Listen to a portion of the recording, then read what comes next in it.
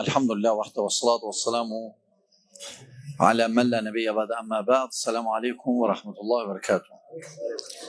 Elhamdülillah en birinci təbrik eləyirik. Qardaşımızın övladıdır. Allah mübarək eləsin, xeyirli, bərəkətli olsun. Və təbii ki, ailə həyatı qurmaq mühüm məsələlərdəndir. İnsan həyatında vacib məsələlərdən biridir. İnsan onunla kamilləşir, cəmiyyət tamamlanır, cəmiyyət olur, islah olur. Təbii ki, bunlar hamısı cəmiyyətin islahı üçün böyük bir səbəbdir. Çünki ailə Quranda görürsən ki,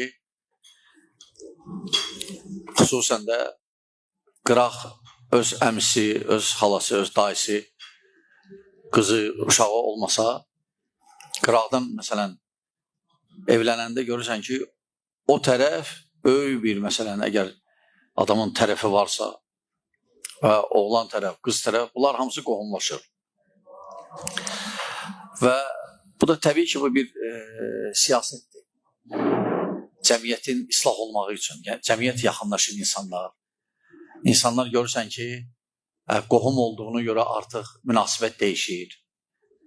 Və nə qədər insanlar evlənsələr cəmiyyətdə və xüsusən də qıraqdan. Çünki məsələn görürsən ki,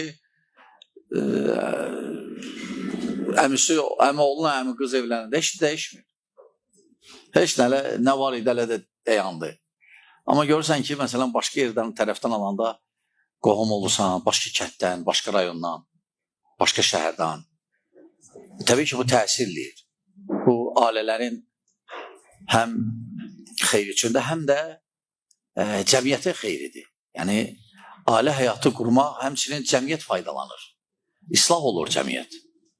Çünki Peyğəmbər sallallahu aleyhi ve sellem bizə bildirib ki, qardaşımız da qeyd elədi o hədisi ki, cavanlara tövsiyə ilə evlənməyi deyir. Əgər olmasa fitnə olacaq.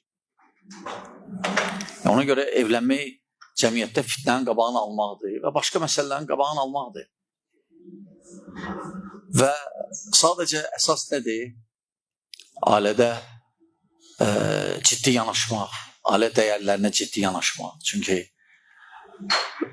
yəni görürsünüz ki, cəmiyyətdə boşanmalar çoxalır. Və bu hal bir də bizim cəmiyyətə aiddir, ərəb ölkələrinə də aiddir, xaricdə də aiddir, həmsine aiddir. Yəni dünyada elə bir ki, yəni bir idarə eləyirlər.